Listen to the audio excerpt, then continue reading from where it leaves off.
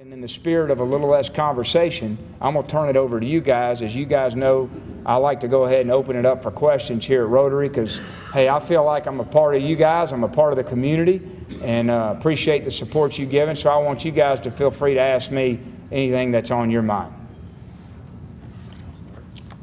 Go ahead. Justin Hunter, is he 100%? We think he is, and you know, we pushed him in the spring. Justin Hunter is what the question was. We pushed him in the spring probably a little harder than what he wanted, and I was nervous when I did it, but I felt like it would help him be better this summer, and I think he feels like he's back. He feels like he's 100%, and so now we got to go manage him through training camp and hopefully have him ready. But he certainly brings a lot of excitement and energy, but he's also never done it. You know, he's only played a couple of games, and we never depended on him. And so even though he's getting a lot of attention, he's got to go out there and prove it. Yes, sir. How will you cover for the loss of Cam Clear? Yeah, the loss of Cam Clear, disappointing time. You know, something that you have to deal with, but we felt like it was the right thing to do. Brennan Downs has had a great spring and fall camp, so we should be fine. But we're lacking on depth. And so Justin Meredith now goes from being a fourth, who's a mid-year guy we signed. He goes from being a fourth to now a third. And so we're a little thin there. May not be able to use the tight ends. And, of course, Ben Bartholomew's kind of a swing guy. So we're going to miss Cam. But, look, this is why it's so important. If you guys have heard me talk about recruiting, keep bringing in deep and talented football team, because you can't get held hostage when you lose a player. And the good teams don't. They lose. Every team loses good players. It's part of whether they lose them in off-the-field problems, academic problems, injuries. It happens. And so we can't whine because we lost a player or two. That's part of football. The answer is to keep recruiting and be deep and talented so when you do lose them, you're able to replace them.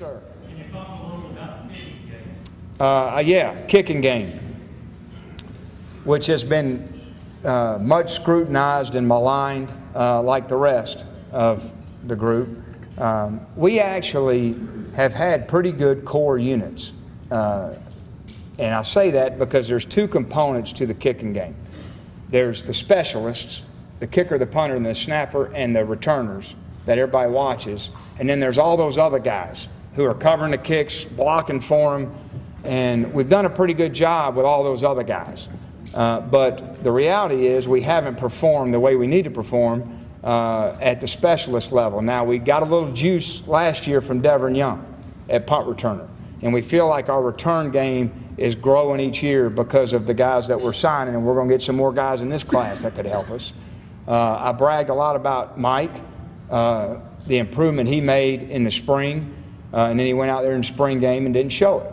And that's a fact. And so we're going to keep doing a better job as coaches to give Mike some better tools on game day so that he performs to his abilities.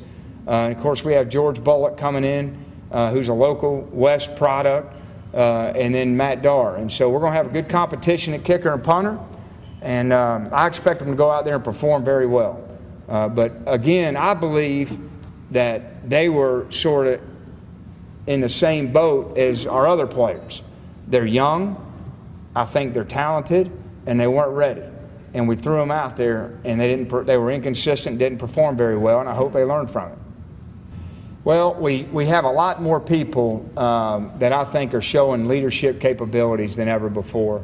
But I also want to caution, and I caution the players, look, ultimately, everything's great now. And there's been more chemistry, more leadership, more people affecting guys in a positive way. But what are we going to do when we go down 14-0? And what are we going to do when it's in the fourth quarter or when things aren't going our way? And that's where ultimately I can answer that question. I can tell you Herman has been a great presence for us coming back from his injury. Just brings a real mature way about him. And you've heard me brag at Tyler's gotten a lot better at influencing and affecting others in a real positive way. So I think a lot of the guys who were a little reluctant to take some ownership in what we're doing because of the year, they're getting older, There's less of the old guys around that might have prevented them from talking, and I think you're going to see a lot more of it. And you got to have it. Can't win without it.